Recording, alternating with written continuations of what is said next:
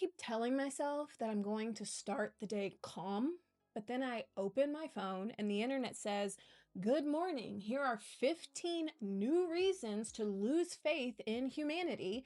And surprise, surprise, I care about all 15. So now it's 8:03 a.m. and I am furious about a senator, a celebrity breakup, and a bakery that apparently hates rainbows, happiness, and love. And I haven't even stepped out of bed yet.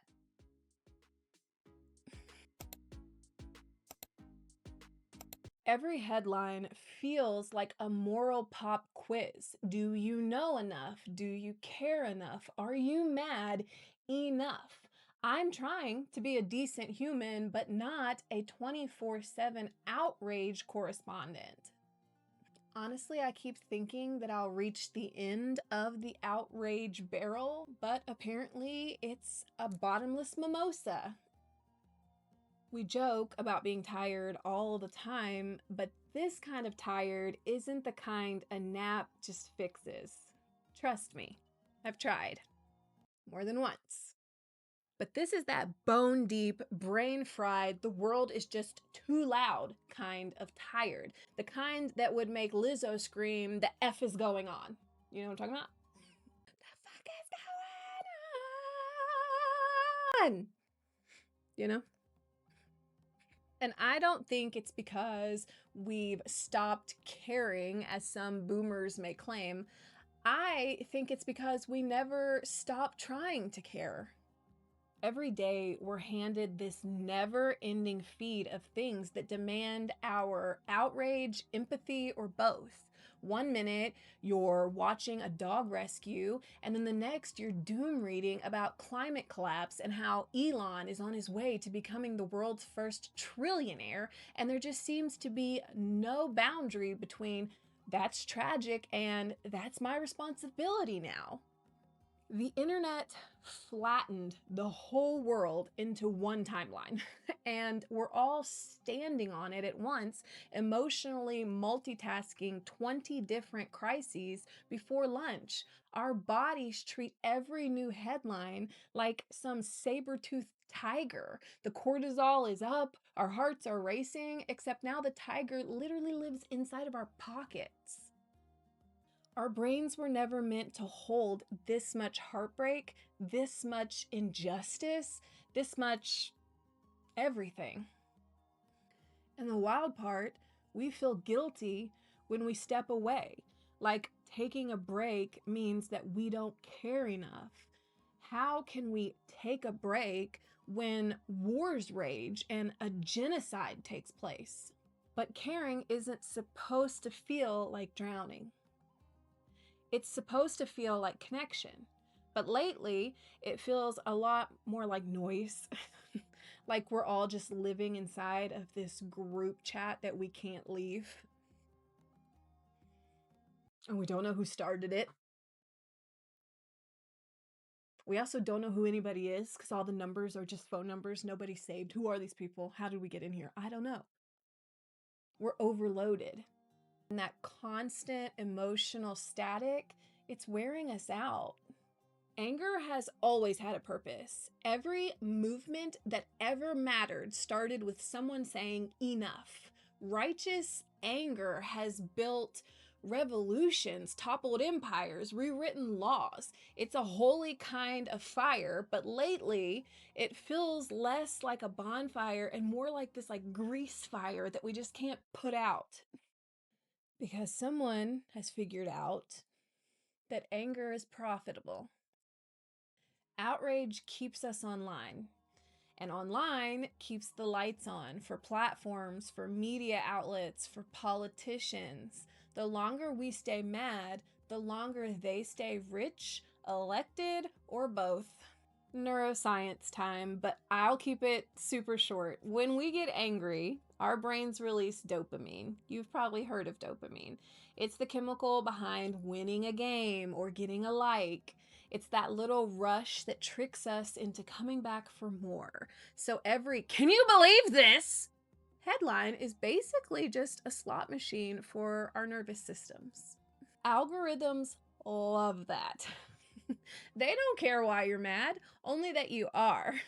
The more outrage you feed them, the more outrage they feed you.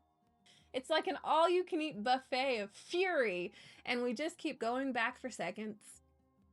And politicians, well, they've learned the recipe too. Keep voters furious at the other side, and nobody notices your own bullshit. We spend so much time pointing at their hypocrisy that we never stop and ask why our people keep breaking the same freaking promises. It's like outrage theater. Everyone is performing indignation, but nothing is ever actually changing backstage. And we just continue to struggle and suffer. I'm not saying we stop being angry. Anger, remember, is still sacred fuel. I'm saying let's start asking who's driving the car and where the heck is it taking us, because nothing is looking familiar anymore, guys. If outrage is the only gear that we've got, the machine just keeps on running, and then we just keep on burning out. Here's the thing no one tells you about living in a constant state of outrage. Eventually, it rewires you. Your nervous system doesn't know the difference between fighting for justice and just fighting in the comments. All it knows is that you're in battle mode again. And at this point, all of our adrenal glands, they deserve hazard pay. And that starts to impact the way we move through the world. We start mistaking exhaustion for apathy. We stop trusting people who disagree with us, even when maybe they just need a moment to process before weighing in. Every issue starts to feel urgent, and every silence is very suspicious. We become these hyper-vigilant, heartbroken humans who care so much that we forget how to rest. I've felt it too, especially as a former Christian, a former Christian teacher, and as a current feminist, activist, ally. I've watched a lot of people, even people I know and loved in real life, aim their outrage at me for simply existing, for changing my mind, for growing, for setting boundaries, for being queer. And I get it. It's easier to turn a person into a symbol than to sit in the discomfort that the world is more complicated than we really want it to be. But it still hurts. It's exhausting trying to live in nuance when the internet rewards whoever yells first and the loudest. Outrage has made us louder, but also it's made us lonelier. We're all standing in this crowded room shouting for justice, and somehow nobody can hear each other anymore. Even when we want the same things: peace, equity, a livable planet. We're so busy defending our corner that we forget that we're all in the same fire. So maybe the real cost of constant outrage isn't just burnout, it's disconnection from each other, from joy, from the very reasons we started caring in the first place. So anger isn't the enemy. It wakes us up. It reminds us what matters. It lights the match for the change. But if all we ever do is burn, we run out of oxygen before the work is done. Outrage can expose a problem, but it's action that fixes it. March, donate, call, vote, organize, create, educate, make art, raise kids who care. Hell, yell when it's needed, but yell with purpose. The goal isn't to quiet down. Please hear me here. I have no intentions of quieting down, and neither should you. But we do need to rest, and we need stability, and we need that rest so that we can take that anger and actually turn it into the energy that's going to actually move things forward. And I know I can't be the only one that needs to hear this today. I can't be the only one who's exhausted from carrying all of these cares lately. So here is what we all need to hear, and that's that rest isn't retreat. It's not surrender. It's not apathy. It's refueling. Taking a break isn't giving up. It's grabbing water before the next round, because movements die when their people collapse, but not when they nap.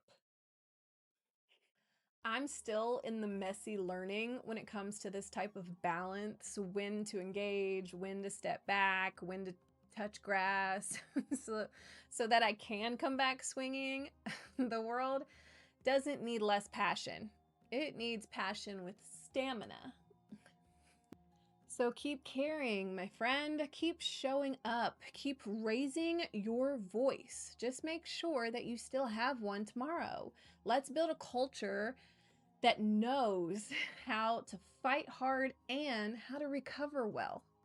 And if you need a space that helps you practice that rhythm, showing up, resting, repeating, that's why I created You Needed This. It's my weekly newsletter. It's not about checking out, but it's about learning to breathe in between rounds so that we can stay in the ring longer. So if you're interested in joining, it's completely free. I send it out every week. It's like a little letter from me full of encouragement and reminders to tap into your values and to chase your passions and create space in your life for rest.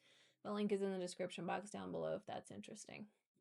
The world is still on fire. So let's pace ourselves so that we can actually keep putting it out. If this video left you feeling like, okay, maybe I do need to touch some grass, same. But then get back up because we've got a lot of work to do. If you have made it this far, thank you for overthinking outrage with me today. The internet might run on outrage, but I'm betting that we can build something better. A little corner of the internet that runs on curiosity and care and the occasional meme. So if this gave you a breather, consider helping out a mom who's trying to build up a little side hustle here on this channel by simply hitting the like button or even just sharing it with one of your burnt out friends. Also, subscribe if you want more conversations just like this that remind you that you're not crazy for caring. The world's still loud, but we don't have to let the noise decide who we are. Why don't you go have a nap? You deserve it. No, I'm not a writer. Okay.